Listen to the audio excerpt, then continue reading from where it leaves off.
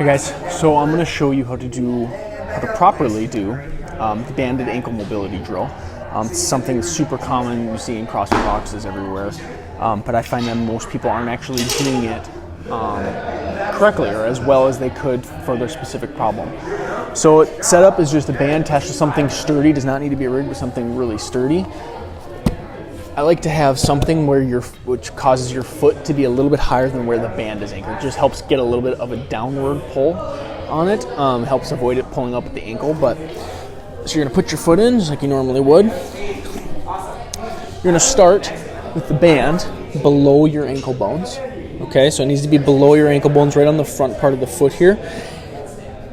And then most people, what they do is they just kind of rock back and forth here, just kind of in and out of it. And that they think that's the whole thing. But here's what you need to focus on is you need to try to relax the muscles on the front of the foot and the front of the ankle here as much as you can.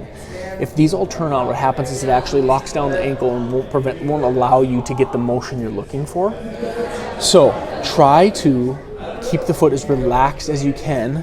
Keep your heel down. You can hold it down with your hand if you need to, and use your body weight to just press your knee over top your toes.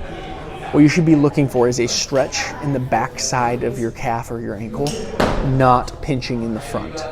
The point of the band is to get rid of that tightness or that pinching in the front of the ankle and allow you to get into the backside and get into a stretch.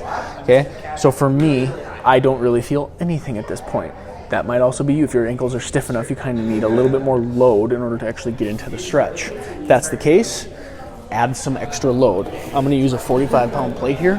I've had people add as much as a 100-pound dumbbell, or grab the heaviest kettlebell you have, or put 2 plates on your knee. But either way, same goals. Set it right on top of your knee.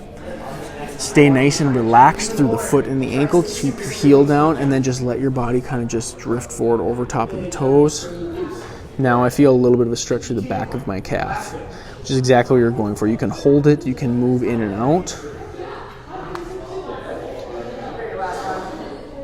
Play with different angles, going over my pinky toe, my middle toes, kind of over my big toe. Hit every different angle of that calf and that ankle.